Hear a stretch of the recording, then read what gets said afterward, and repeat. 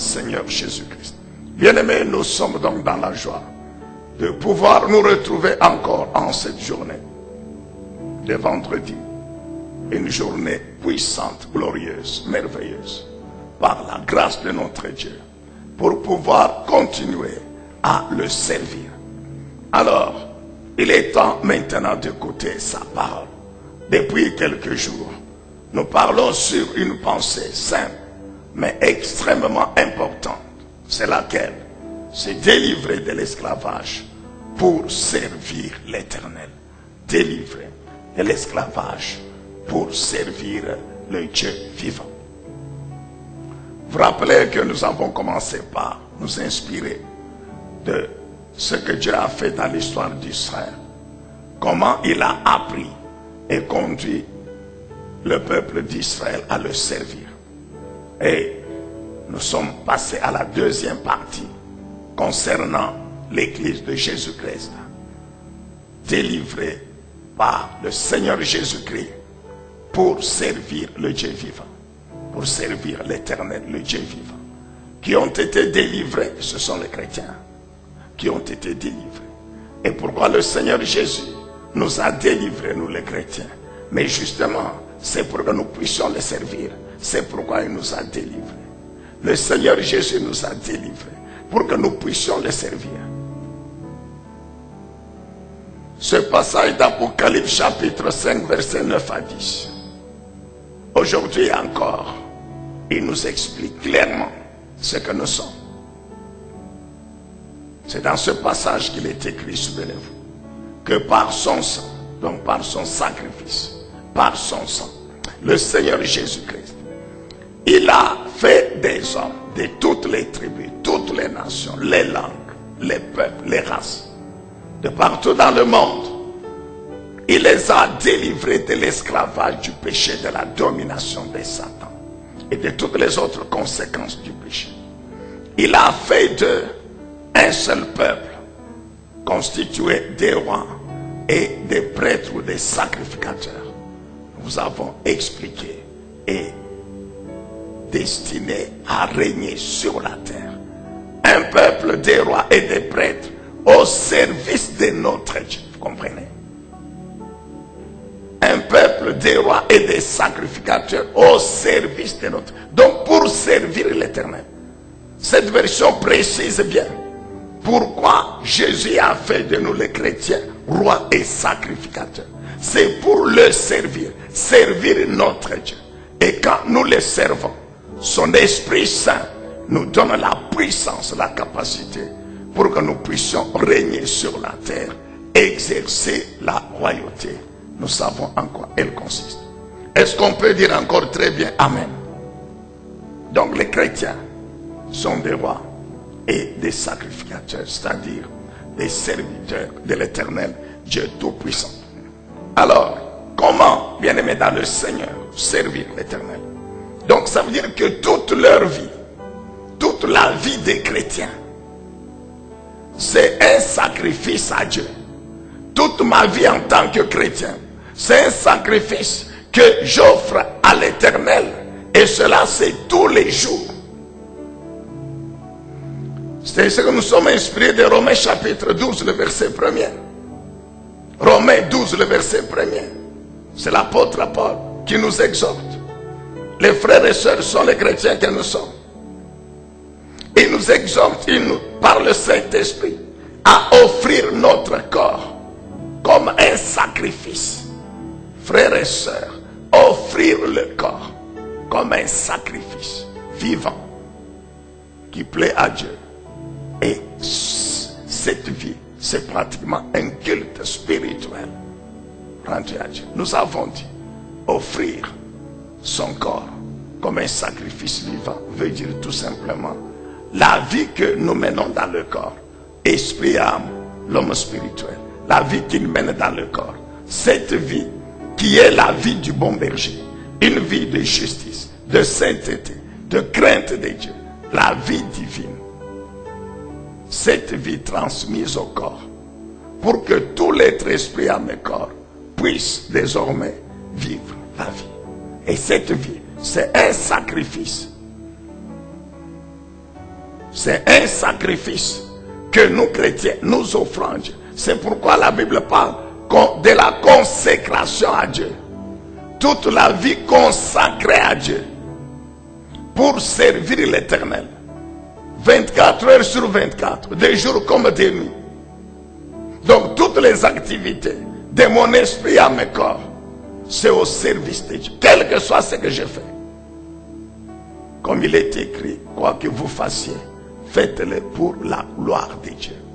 Est-ce qu'on peut dire encore très bien Amen? Alors, nous avons commencé à voir quels sont ces sacrifices que les chrétiens, sacrificateurs, serviteurs de Dieu, sont appelés à offrir à Dieu tous les jours de leur vie.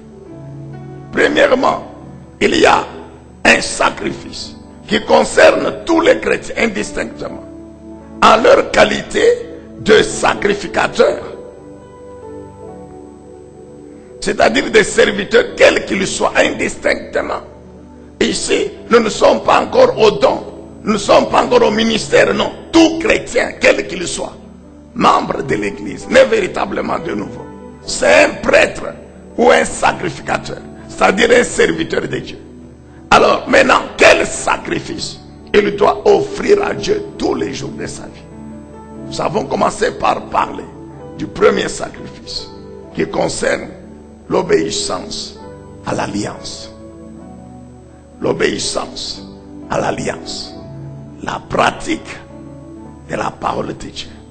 L'obéissance au commandement de Dieu. La mise en pratique de la parole de Dieu. Tout ce que Dieu nous demande dans sa parole de faire, nous le faisons. Tout ce qu'il nous demande de ne pas faire, nous ne le faisons pas.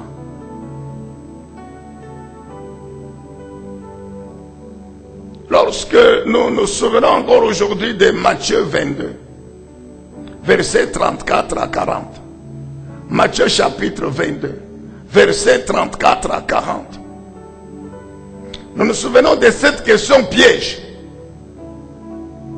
Question piège que les pharisiens, un des pharisiens a posé à Jésus. Nous vous avons déjà expliqué pourquoi c'était un piège.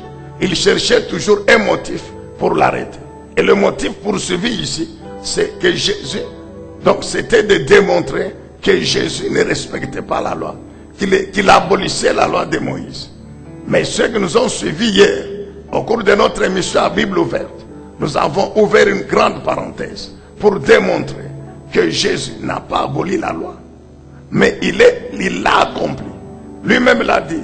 Lisez Matthieu 5, verset 17. Matthieu 5, 17, il dit que je ne suis pas venu pour abolir la loi, mais pour l'accomplir. Et hier, au cours de notre émission, nous avons démontré, brièvement bien sûr, comment Jésus est venu. Non pas abolir la loi, mais comment il a accompli la loi. Et qu'il continue à l'accomplir par son action, par le Saint-Esprit, dans l'Église, dans les vies des chrétiens. Amen, bien-aimés dans le Seigneur. Mais dans ce passage de Matthieu 22, vous rappelez le verset 40, c'est le dernier verset. Jésus, après avoir parlé du premier commandement, qui consiste à aimer Dieu de tout son cœur, de toute son âme, de toute sa force, il ajoute le deuxième commandement, qui consiste à aimer son prochain. Maintenant, le Seigneur Jésus dit quoi? Il dit au verset 40 que de ces deux commandements dépendent tout ce qu'enseignent la loi et les prophètes. Comme pour dire que tout ce qu'enseigne la loi et tout ce qui est contenu dans les prophéties, tout cela est résumé dans ces deux commandements. Comment Jésus pouvait dire ça? Mais nous connaissons la loi de Moïse. La loi ici, c'est la loi de Moïse. Ce sont les 10 commandements. Exode chapitre 20. Ce sont les 10 commandements, Exode chapitre 20. C'est le décalogue. Et nous ne cessons d'insister en disant ceci. Qu'il n'y a pas un Dieu de l'ancienne alliance différent du Dieu de la nouvelle alliance. Ça, c'est pour contrecarrer, confondre le mensonge des serviteurs du diable qui amène les hommes à pécher contre Dieu en disant nous sommes dans la nouvelle alliance. Donc la loi de Moïse ne nous concerne pas. Exode 20 ne nous concerne pas.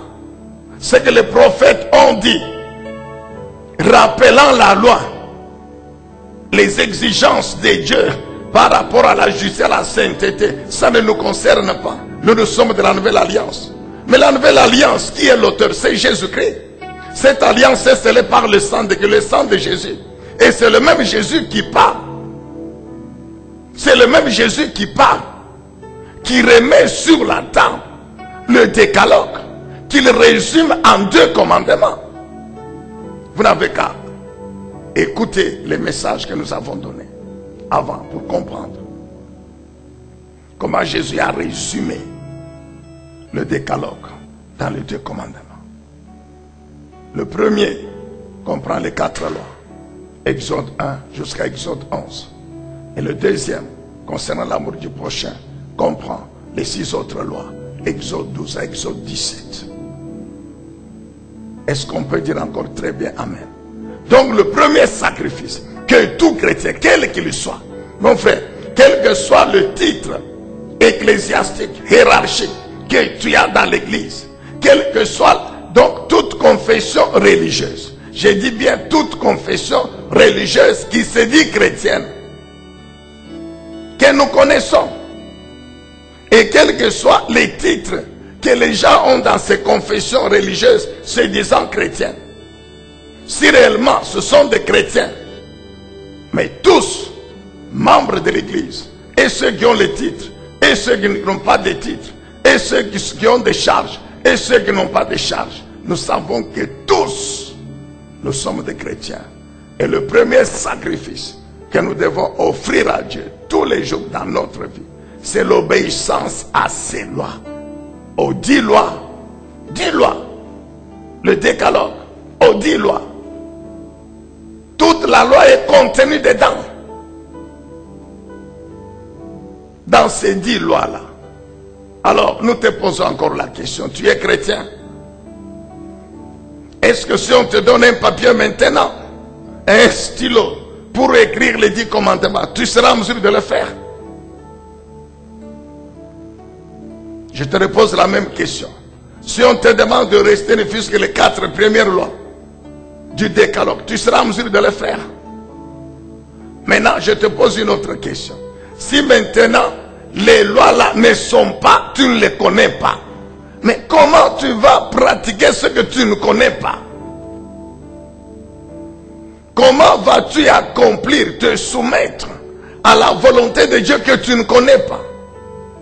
Comment tu vas faire ce que Dieu te demande que tu ne connais pas?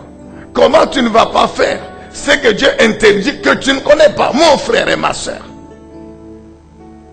C'est le point de départ. Oh bien-aimé, c'est vrai, on est en train de parler sur les bénéfices de la Pâque, de la délivrance, c'est vrai. Beaucoup de bénédictions, c'est vrai. Mais ce que nous oublions, c'est quoi? C'est que ces bénédictions sont assorties d'une condition. C'est servir Jésus-Christ. En ce moment-là, Dieu le Père va vous bénir. Si vous permettez que j'ouvre une petite parenthèse pour répondre à cette préoccupation, qu'on nous mette Jean 12, verset 26. Version des semeurs. Jean chapitre 12, le verset 26. Si on peut mettre la version, la Bible du semeur.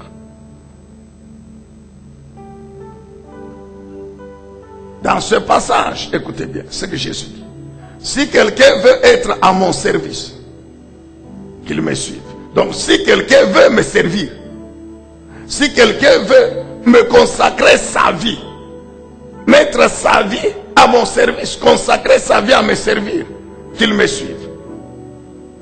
Là où je serai, mon serviteur y sera aussi. Point. Et Jésus ajoute, si quelqu'un me sert et à mon service, le Père l'honorera, le Père lui fera honneur.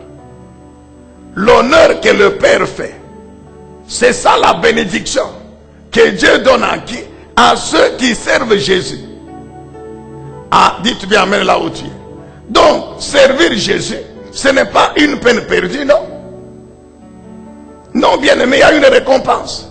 Et quelle est la récompense? C'est le Dieu le Père qui honore pas un homme. Non, non, non, non. Ce n'est pas un homme. C'est Dieu le Tout-Puissant, le Père, qui va honorer tous ceux qui servent Jésus-Christ. L'honneur ici, ce sont les bénédictions concernant la vie sur la terre et la gloire éternelle au ciel. C'est ça l'honneur que Dieu le Père donne à ceux qui servent Jésus. Alors maintenant, comment se préoccuper seulement de l'honneur, des bénédictions, de la gloire, tout en oubliant ce qu'il faut faire pour avoir ces bénédictions? Nous devons connaître l'héritage. Nous devons connaître les bénédictions que Dieu nous a destinées. Mais nous devons aussi connaître et pratiquer et nous soumettre au chemin que Dieu a tracé. Marcher sur la voie que Dieu a tracée, sur laquelle il a mis cet honneur, ne peut être honoré par l'Éternel Dieu le Père que celui qui marche sur la voie de l'honneur que lui a tracé. Et la voie de l'honneur qu'il a tracée, elle est simple. C'est seulement servir Jésus. C'est tout. C'est Jésus lui-même qui le dit. L'auteur de la Nouvelle Alliance. Il dit, si quelqu'un me sert, Dieu le Père va l'honorer. Donc servir Jésus, c'est marcher sur la voie de la bénédiction par Dieu le Père. Est-ce que tu peux dire amen là où tu as acclamé Jésus? Donc, nous fermons la parenthèse. Alors, donc, les chrétiens servent Dieu. Premièrement, comment? Le premier sacrifice, c'est la manifestation de l'amour envers Dieu. Comment? En pratiquant la parole, en obéissant aux lois, aux commandements.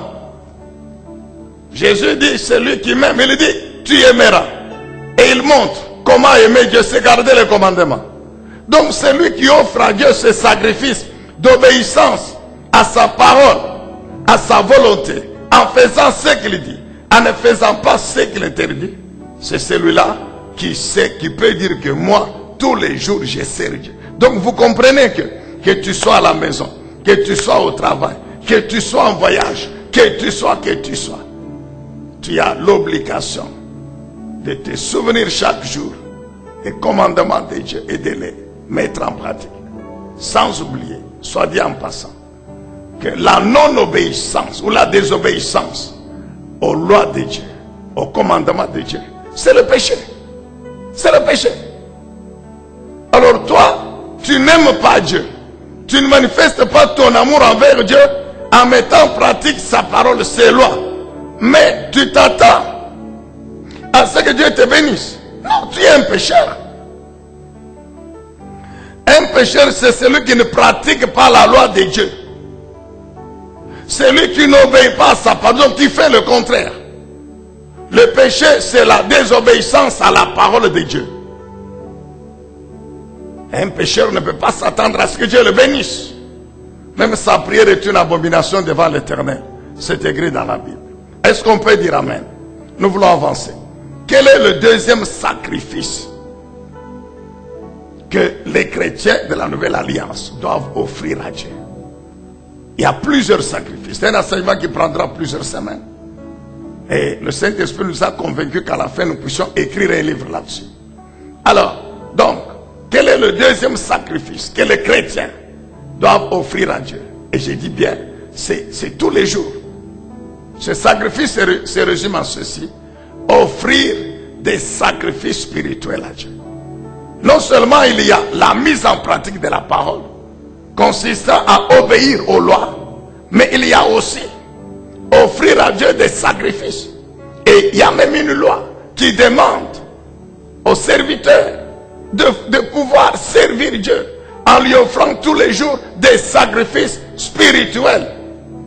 Ici nous parlons des sacrifices spirituels parce que nous verrons plus tard qu'on sert Dieu aussi avec l'argent qui est de la matière physique et avec des biens matériels. Alors, pour cela, nous allons dans 1 Pierre, chapitre 1er. 1 Pierre chapitre 2, s'il vous plaît. 1 Pierre chapitre 2, à partir du 4e verset. Écoutez ce que dit la parole du Seigneur. Il est question de Jésus-Christ, la pierre vivante, qui a engendré les chrétiens, aussi pierre vivante. Alors, 1 Pierre chapitre 1er, 1 Pierre chapitre 2, s'il vous plaît, le verset 4. 1 Pierre chapitre 2, le verset 4. Version les Semeurs. La Bible dit ceci. Approchez-vous de lui. Lui, c'est Jésus. Car il est la pierre vivante que les hommes ont rejetée, mais que Dieu a choisie et à laquelle il attache une grande valeur. Donc, je suis en train de lire ici la version les Semeurs. 1 Pierre 2, 4. Je réponds. Approchez-vous de lui. Lui, c'est Jésus. Car il est la pierre vivante que les hommes ont rejetée, mais que Dieu a choisie et à laquelle il attache une grande valeur. Et vous aussi, comme des pierres vivantes, vous qui formez un temple spirituel, édifiez-vous pour constituer une sainte communauté des prêtres ou des sacrificateurs chargés, suivez bien, des prêtres ou des sacrificateurs chargés de lui offrir des sacrifices spirituels qu'il pourra accepter favorablement par Jésus-Christ. Je réponds, chargé de lui offrir des sacrifices spirituels qu'il pourra accepter favorablement par Jésus-Christ. Qu'est-ce qui est écrit ici? La Bible nous révèle par le Saint-Esprit que le Seigneur Jésus, c'est cette pierre vivante. Pourquoi la pierre vivante? Parce qu'il est le rocher qui communique la vie de Dieu. Tout simplement. Il est la parole de Dieu. Et la parole de Dieu qui contient la vie de Dieu. N'oubliez pas, quelque part il est écrit de Jésus qu'il est un esprit vivifiant. Adam était une âme vivante. C'est tout, qui a donné la mort par son péché. Mais Jésus est un esprit qui communique la vie de Dieu. Sa vie spirituelle communique la vie. C'est pourquoi la Bible dit il est la pierre vivante. Et cette pierre vivante que le Seigneur Jésus ne pouvait engendrer que d'autres pierres vivantes que nous sommes nous les chrétiens. Un chrétien, c'est cet homme, cette femme, cette personne, je voulais dire, engendrée par Jésus-Christ, par son sang. Le fait de nous engendrer par son sang nous communique sa vie.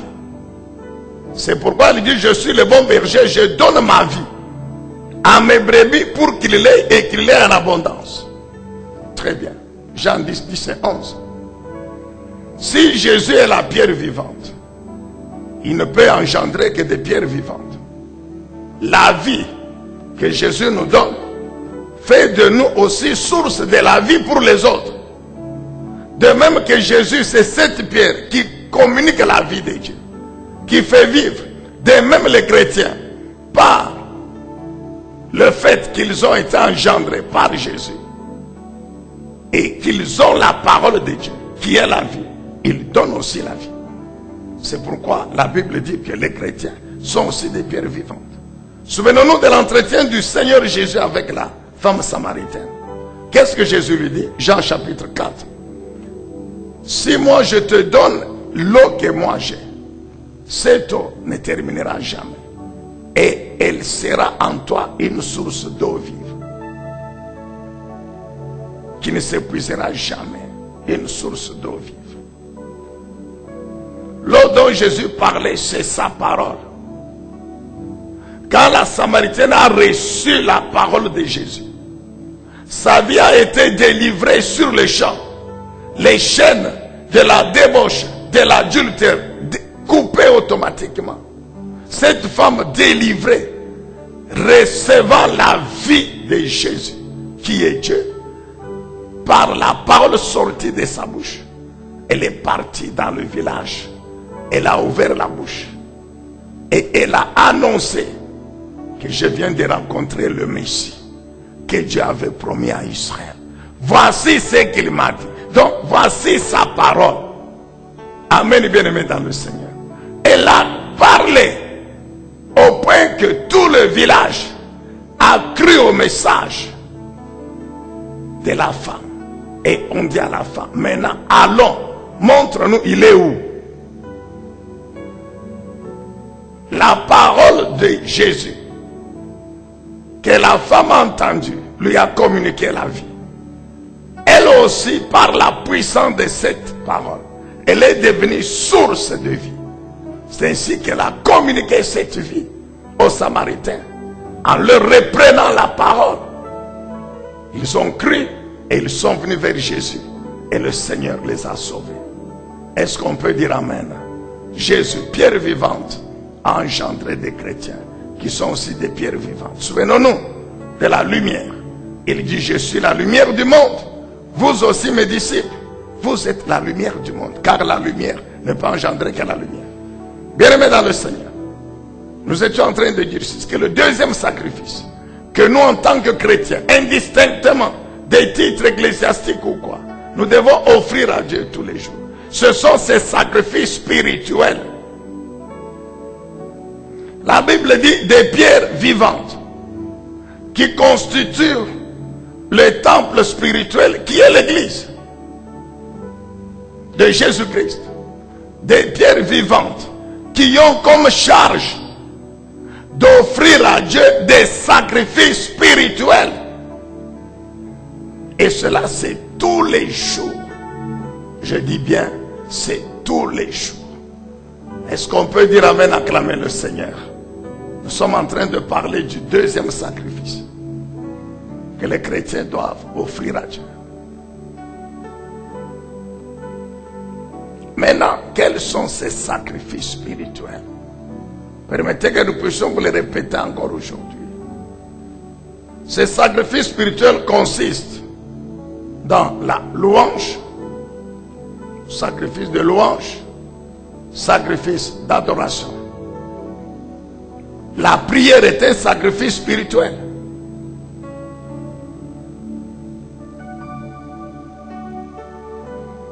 La méditation, l'étude, l'écoute de la parole de Dieu est un sacrifice spirituel.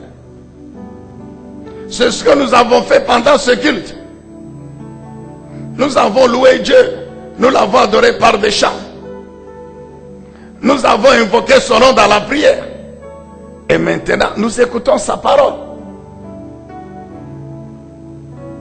Amen, bien-aimés dans le Seigneur. Sacrifice spirituel, tous les jours. Maintenant, une question vient à l'esprit. Où est-ce qu'on doit offrir ces sacrifices spirituels? Où est-ce qu'on devrait les offrir à Dieu? Les offrir à Dieu? Et seulement dans le temple de l'église? C'est seulement quand on vient au temple qu'on s'attend à louer Dieu, à l'adorer, à prier, à écouter sa parole? Non, bien-aimés dans le Seigneur. Ce qui se passe aujourd'hui nous aide à vous faire comprendre cela. Maintenant que les temples sont fermés, partout dans le monde, dans tous les pays au monde, c'est fermé. Les églises sont fermées. Mais est-ce que la vie chrétienne est fermée? Non. Est-ce que les chrétiens ont cessé d'être sacrificateurs, serviteurs de Dieu? Non. Ça veut dire que même maintenant qu'il n'y a pas de réunion de culte, cela n'empêche pas aux chrétiens de continuer à offrir à Dieu ses sacrifices, à louer Dieu, à l'adorer, à invoquer son nom dans la prière, à écouter sa parole. Donc vous vous rendez compte, voyez maintenant là, aujourd'hui là, le culte ici, vous l'avez suivi où? Mais chez vous non. C'est à partir de chez vous que vous participez à ce culte. Et ceux qui sont en Amérique, en Afrique, en Asie, qui nous suivent par les réseaux sociaux, et ceux qui sont au Congo. C'est chez eux, ou bien au travail, là où ils sont là.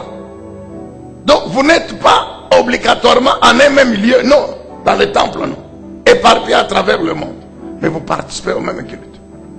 Et vous servez Dieu en lui offrant ce sacrifice. C'est pourquoi nous disons que la vie chrétienne n'est pas fermée. Non. Et que la vie chrétienne, c'est maintenant que le Saint-Esprit va réellement voir qui sont réellement les disciples de Jésus-Christ, qui sont réellement les chrétiens, et comment ils vivent cette vie en dehors du temple fermé. Est-ce que tu peux dire amen, acclamer le Seigneur? Alors, pour le temps qui reste aujourd'hui, nous allons voir le premier sacrifice, celui de la louange.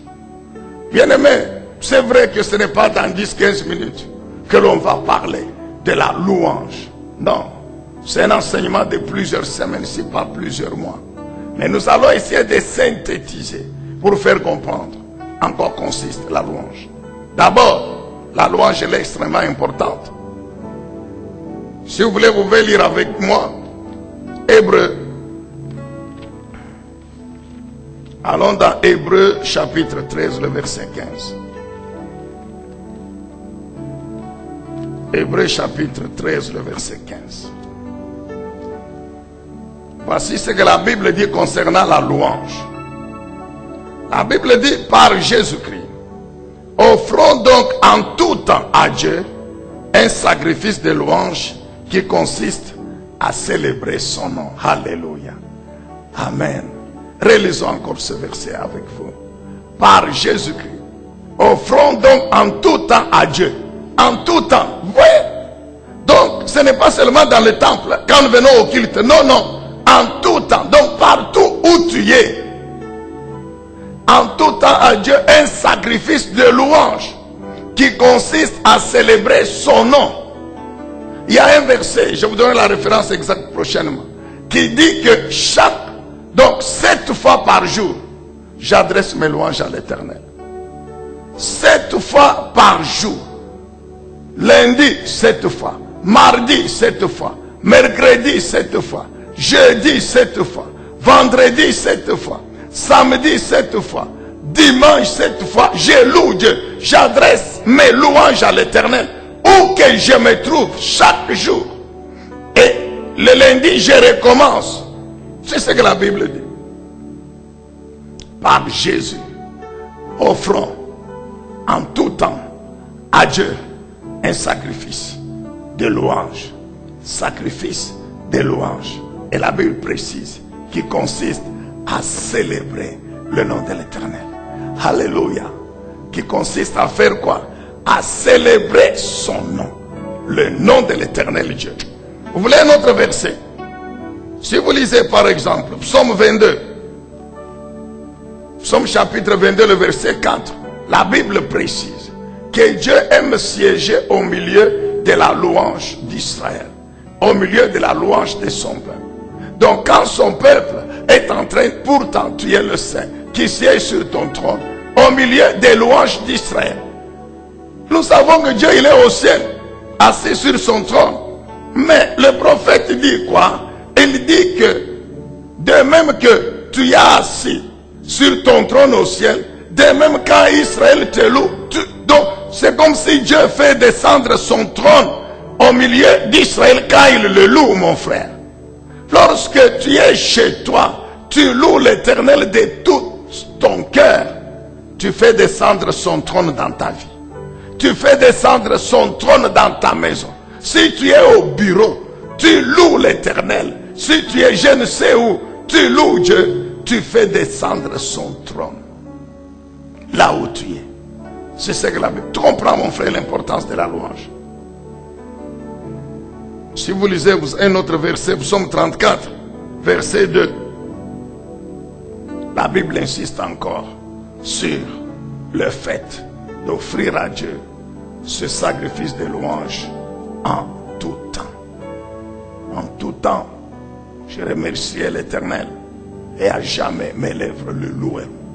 Mes lèvres le loueront. La louange, et on peut multiplier les versets qui démontrent son importance, qui précisent bien que c'est vraiment un sacrifice spirituel. Alors, nous allons donc aujourd'hui voir quelques formes de louange et l'impact de la louange. Et puis nous prions avant de nous séparer. Concernant les formes de la louange, nous allons retenir 3 points. Le premier point est celui-ci.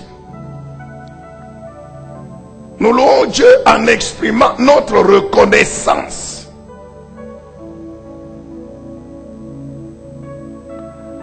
Reconnaissance pour les attributs de notre Dieu et leur incidence dans notre vie. Louer Dieu en exprimant sa reconnaissance pour les attributs de Dieu et leur importance dans notre vie. Je reprends. Louer Dieu, c'est exprimer notre reconnaissance pour ses attributs et leur importance dans nos vies. Quand vous lisez les psaumes de David et d'autres auteurs, vous verrez que la louange consiste en grande partie à décrire, à exprimer la reconnaissance à Dieu. On décrit ce que Dieu est et on lui dit merci. C'est ça, exprimer la reconnaissance. Ce que Dieu est pour nous, ce que Dieu est, qui n'est pas seulement pour lui, non, mais qu'il est aussi pour nous. Cette identité, son impact dans ma vie, cet attribut de Dieu, ce que ça fait dans ma vie. Ça y est, nous savons que Dieu, il est notre rocher. La Bible dit, il est le rocher. Il est le libérateur. Dieu, il est le refuge. Il est le bouclier. Il est le dernier rempart. Il est le rédempteur. Dieu, il est Dieu, il est Dieu, il est. Dieu, il est ma force. Etc. Mais, quand je loue Dieu, je ne me limite pas seulement à décrire ses attributs, son identité. Mais, j'exprime ma reconnaissance pour ce que ça fait. C'est ainsi que vous trouvez, en louant Dieu, on dit, Seigneur, tu es le rocher de mon secours. L'Éternel, il est le rocher de mon secours. Il est le rocher de ma délivrance. Il est le rocher de ma victoire sur mes ennemis. C'est-à-dire, c'est lui qui est l'artisan de ma victoire. C'est en fait lui qui anéantit mes ennemis, qui me fait triompher sur eux. L'Éternel, il est le rocher de ma guérison. C'est-à-dire, je suis guéri par sa puissance. Et tu peux ajouter, mon frère, le rocher de ma protection, de la protection de ma famille, des vies de mes enfants, de la protection de ceci, le rocher de la victoire, de ma délivrance. L'Éternel, il est ma lumière. Dieu est lumière, mais il est ma lumière. Seigneur, je te dis merci, parce que tu es ma lumière. Tu éclaires mon chemin. Tu me montres la voie à suivre. Tu es la lumière qui brille dans mes ténèbres. Quand tu brilles, ta lumière éclaire ma maison. Les puissances des ténèbres sont anéanties. Car là où il y a la lumière, les ténèbres disparaissent. Seigneur, tu éclaires mon intelligence par ta lumière. Et toute influence des ténèbres est anéantie. Vous pouvez multiplier, bien-aimé. Seigneur, je te dis merci. Parce que tu es mon refuge. Le refuge de ma vie. Le refuge de ma vie. Seigneur, tu es l'abri sous la tempête. Quand la tempête vient, tu es mon abri. Seigneur, tu es mon bouclier qui combat, qui me vient au secours dans le combat. Seigneur, tu es ma force. Seigneur, ton nom c'est ma force. C'est la source de ma force dans le combat. Dieu lui-même dit quoi de David, Psaume 89? Que la force de David s'élèvera par mon nom, comme pour dire, c'est mon nom qui est la source de la force, de la puissance avec laquelle David remporte les victoires. Tu es mon dernier rempart. Comme pour dire avec Job. 19:25. Que mon rédempteur s'élèvera le dernier sur toute la terre. C'est-à-dire, quand mes ennemis, le diable, les hommes, quand ils auront fait tout ce qu'ils ont à faire, quand ils auront fini à dire tout ce qu'ils ont à dire, ils auront fait tout ce qu'ils auront à faire. À la fin, il y a une seule personne qui se lèvera. C'est l'Éternel, mon Rédempteur ou mon rempart. Il se lèvera le dernier. Et quand il s'élève, c'est pour me délivrer. Bien aimé, tu peux allonger la liste des attributs de Dieu.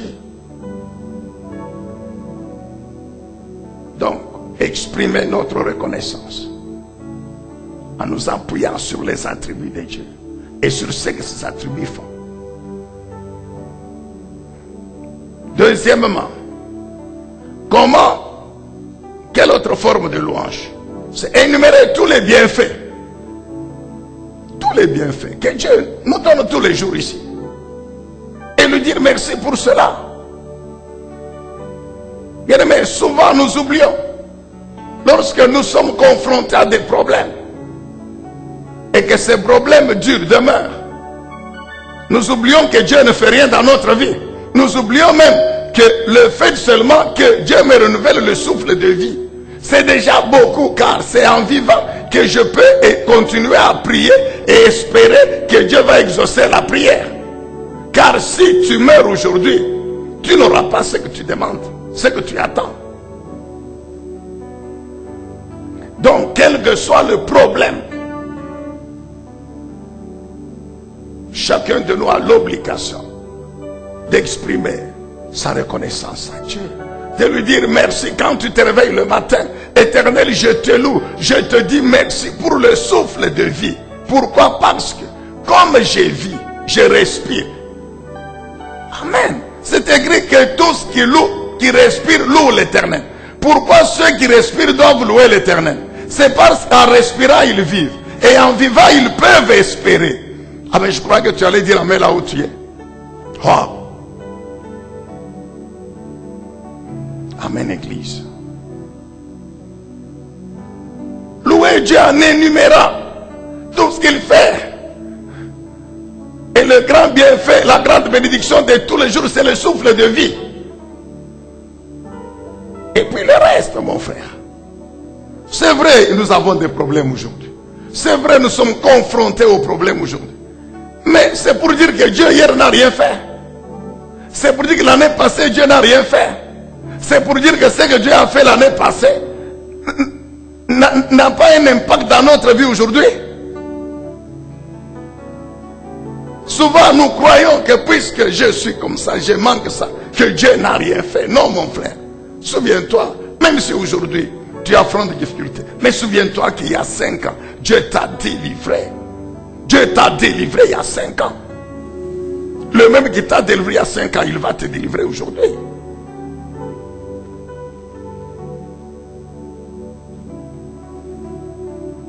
Comment exprimer encore notre louange à Dieu? Mais lui dire merci pour le salut. Lui dire merci pour l'identité. Pour ce qu'il a fait de moi en Jésus-Christ. L'identité chrétienne. Lui dire merci parce que je suis son enfant. Bien-aimé, la grande bénédiction, nous savons, c'est le salut en Jésus-Christ. C'est ça la grande bénédiction. C'est cette vie divine que Dieu nous a donnée par Jésus-Christ. Car c'est cette vie qui nous entraîne dans l'éternité. Tout ce qu'on peut avoir sur la terre, nous le laisserons. Mais il y en a qui le laissent tous les jours, non? Même les ministères, il y en a qui partent, qui laissent le ministère.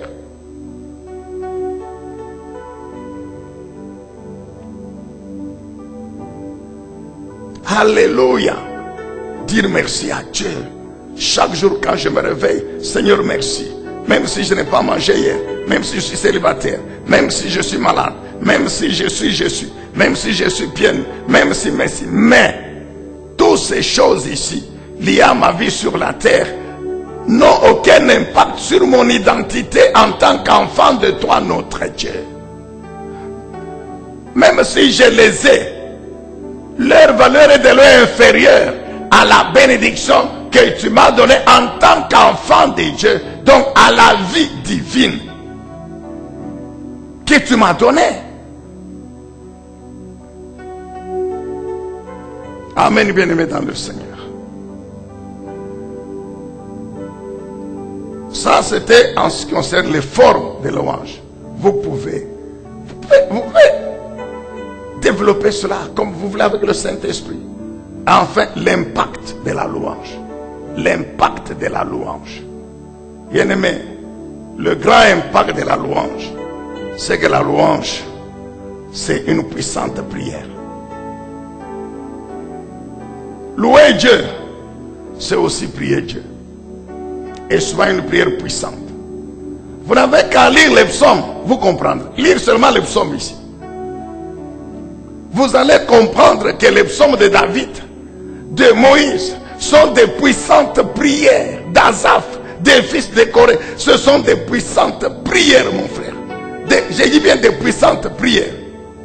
Et que si tu veux que le Saint-Esprit t'inspire, ce n'est pas que tu vas réciter ces prières-là comme un perroquet, non. Mais si tu les récites avec le même esprit de Dieu, tu comprendras, mon frère. Et ça va t'aider. Ça va t'aider. Ces hommes ici qui ont chanté les psaumes, mais ce sont des hommes que Dieu a choisis,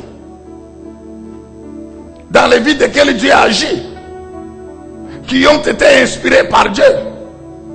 Et toute la Bible ici a été inspirée aussi pour nous instruire, pour nous aider.